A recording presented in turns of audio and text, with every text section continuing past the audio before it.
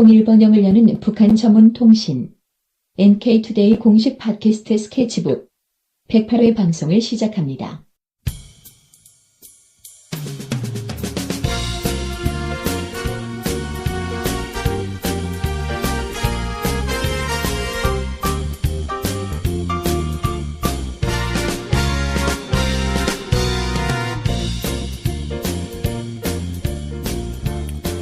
안녕하세요. 이동훈 기자입니다. 안녕하세요. 문경환 기자입니다.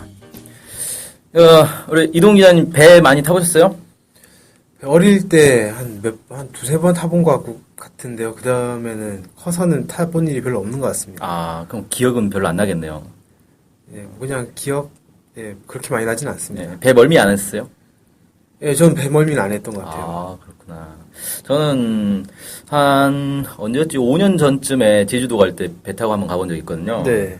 근데 요즘 배는 진짜 빠르더라고요. 얼마 전에도 배를 타보긴 했다. 강화도 가느라고. 근데 요즘 배들은 빠르고, 옛날처럼 통통통통 하면서 가는 것도 아니고, 쾌속선들이 많은데, 이제 북한에도 배가 있을 거 아니에요? 네. 근데 이번에 새로운 배를 개발을 했다고 하더라고요. 네. 근데 배야 계속 개발하는 거니까 이게 무슨 뉴스거리냐라고 하는데, 아주 특이한 배를 만들었습니다. 어떤 배를 만들었습니까?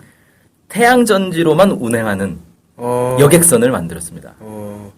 태양 전지만 이용한다는 거는 원래 배는 이제 기름 넣어서 가는 거잖아요. 그렇죠. 보통 이제 기름 떼서 옛날에 석탄 떼기도 했겠지만 요새는 딱 기름 이제 석유를 넣어서 하는 그렇죠. 건데 네. 석유를 안 넣고 태양광만으로 한다 이 말씀이신 거네요. 그렇죠, 그렇죠. 이게 이제 한 80명 규모니까 이렇게 큰 배는 아닌 것 같아요. 네.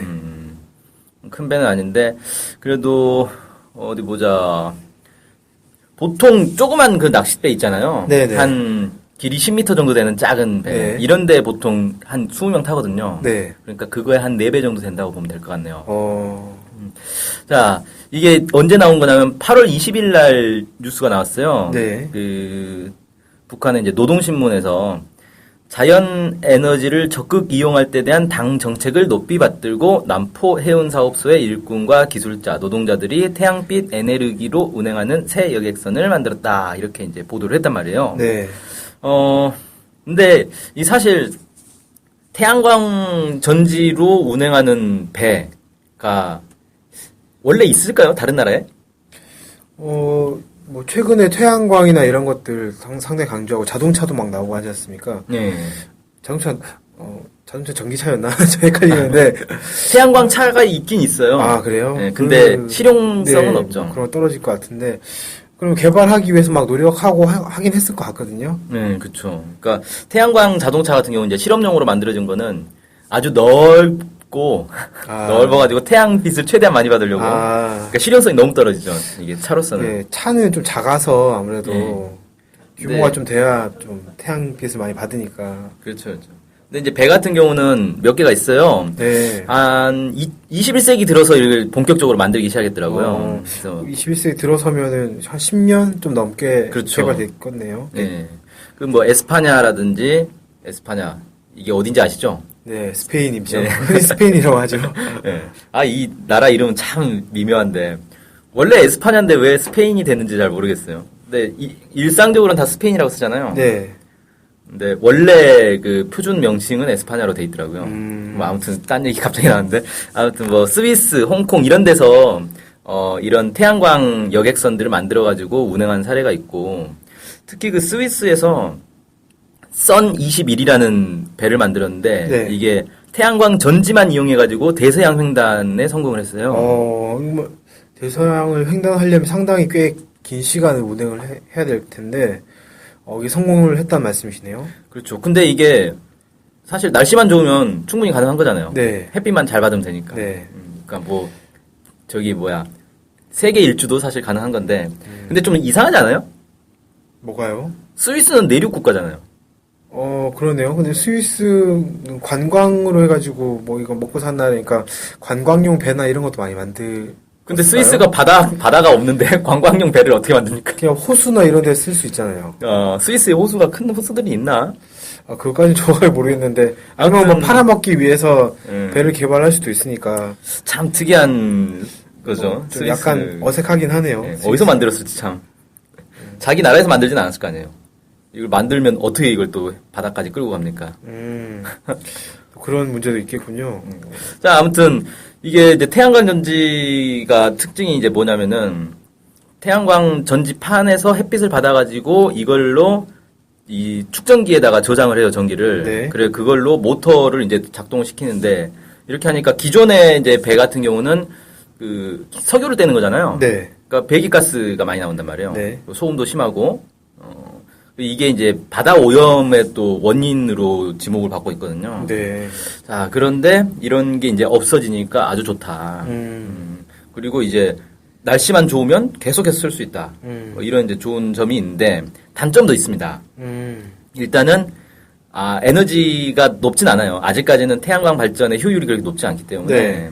이게 쉽게 말해서 배 전체를 그냥 다 태양 전지판으로 뒤덮어야지 겨우 이제 전기를 막 모을 수 있을 정도 된다는 거고, 그렇게 하려면 이제 날씨가 흐릴 때를 대비해서 배터리를 되게 큰 것들을 많이 준비를 해야 된다는 거죠. 그러겠네요. 만약에 네. 비가 막 오고, 예를 들면 한국에서 장마가 진다 이러면 끝장인 거죠. 며칠 이건. 동안 꼼짝을 못 할 거 아닙니까? 예. 그래서 이게 그러면 이제 축전지 무게도 많이 나가게 되는데, 무게는 사실 크게 문제는 안 되는 게 배 자체가 워낙 원래 무거우니까. 아니 그거보다는 배라는 게 바다에 둥둥 떠 있는 거다 보니까 무거운 게 큰 문제는 안 되거든요. 화물선들이 주로 이제 그 배 보면은 컨테이너 박스를 어마어마하게 막 짓잖아요. 네네. 그러니까 그런 이제 무게는 사실 큰 문제는 안 되는데 이게 이제 전기를 써야 된다는 일은 이제 그 태양 빛을 가지고 전기를 발전하는 것 효율 자체가 낮다는 게 문제고 날씨에 영향 받는다는 게 문제고 또 하나는 이 기술적인 문제가 또 있어요. 그 배는 자동차하고는 좀 다르게 자동차는 1단, 2단, 3단, 4단, 5단 기어를 이렇게 바꾸잖아요. 네네. 배는 그런 게 없습니다. 그러면 그냥 1단밖에 없는 건가요? 예. 단으로 치면? 예, 그렇죠. 처음부터 끝까지 그냥 1단으로 가는 거예요. 어, 그래서 이걸 모터로 하기에는 상당히 어려움이 있다 그러더라고요. 그래서 전기 모터 보트 같은 경우가 좀 개발하기 어려운데 일단 모터에 과열되기가 되게 쉽거든요. 계속 1단 놓고 그냥 계속 밟는 거예요. 그게 왜 그러냐면은 배가 이제 물 위에서 가는데 자동차하고는 다르게 자동차는 이렇게 엑셀을 안 밟아도 그 클러치 밟은 이제 자동차 운전하시는 분들은 좀 아시겠지만 오토매틱 말고 그냥 아니면 뭐 중립 기아 딱 놓고 있으면 그냥 쭉 간단 말이에요. 상당 거리를. 네네. 근데 배는 엔진을 틀고 막 최대 속도로 달리다가 엔진을 끄잖아요. 네. 바로 멈춰버립니다. 거의 급브레이크 밟는 수준이에요. 그만큼 물의 마찰이 저항이 크기 때문에. 네, 그렇죠. 그러다 보니까 이 물의 저항을 이겨내면서 계속 가야 되니까 기어의 개념이 있을 수가 없는 거예요. 1단으로 계속 그러니까 자동차로 치면 오르막길을 계속 오르고 있는 그런 상황인 거죠. 상당히 이제 엔진이나 이런 거 부하가 커지겠군요. 그렇죠. 기본적으로. 네. 그래서 이 모터로 개발하기는 상당히 어렵다 이렇게 제가 얘기를 들었는데 네. 그러다 보니 이제 태양광을 이용한다는 것도 어려운 건데 모터를 이용해서 배를 만든다는 것도 사실 이제 어려운 거죠. 네, 아무튼 이렇게 이제 여객선을 개발을 했고 이걸 가지고 남포와 길성포 사이를 운항할 예정이다. 뭐 이렇게 얘기를 하고 있고요. 네. 이런 배들을 많이 만들면 아무래도 석유를 안 써도 되니까 좋지 않을까 뭐 이런 생각이 좀 드네요. 네. 제가 예전에 듣기에는 그 경부고속도로 있지 않습니까? 경부고속도로 위에 이 태양광 패널 쭉 깔면 뭐 한국에서 사용한 전기를 거의 다 충당할 수 있다 이런 얘기를 본 적이 있거든요. 또는 포항 정도 되는 크기에 그 넓은 곳에 그 정도 면적에 태양광 패널을 쫙 깔면 한국에서 다 쓸 수 있다 뭐 이런 걸 봤는데 그게 맞는지 아닌지 잘 모르겠더라고요. 그 뭐 효율이 좀 떨어진다 이런 얘기도 좀 듣기도 하고 그다음에 그 태양광 패널 만들 때 환경 오염 물질이나 이런 것도 좀 나온다고 들은 그렇죠. 바가 있어서 그런 것 때문에 좀 못하지 않느냐 이런 얘기도 들었었거든요. 네, 뭐 어쨌든 화석 연료를 쓰는 것보다는 무한 동력이니까 이게 아무튼 많은 연구가 있어야 될 것 같고 사실 이제 이런 거는 적도 지방이나 이런데 사막 이런 데서 하면 효율이 높겠죠. 사막이 정말 효율이 높겠네요. 자, 뭐 아무튼 그래서 오늘은 북한에서 이제 태양광 전지로 운행하는 여객선을 만들었다라는 이제 그 말씀 드렸고 북한이 이제 이런 대체 에너지 이런 데 관심이 많아가지고 집집마다 막 태양광 패널 놔둔 집들도 많고, 네. 그다음에 풍력 발전 이런 데도 상당한 투자를 하고 있더라고요. 네. 그래서 북한에서 이런 대체 에너지 개발에 좀 많은 성과를 내면 좋을 것 같습니다. 그러고 보니 그 최근에 북한 다녀오신 분들 사진 보니까 가로등 밑에 태양광 패널 같은 게 달려 있더라고요. 네. 그걸 받아가지고 밤에 조명으로 사용을 하는 것 같다 이런 걸 봤었는데, 저도 말씀하신 것처럼 이런 이제 대체 에너지 많이 개발해가지고 북한의 에너지난이라든지 아니면 뭐 환경이라든지 이런 것들이 더 긍정적인 효과를 줬으면 좋겠다 이런 생각이 좀 듭니다. 네, 오늘 방송은 여기서 마치겠습니다. 감사합니다. 감사합니다.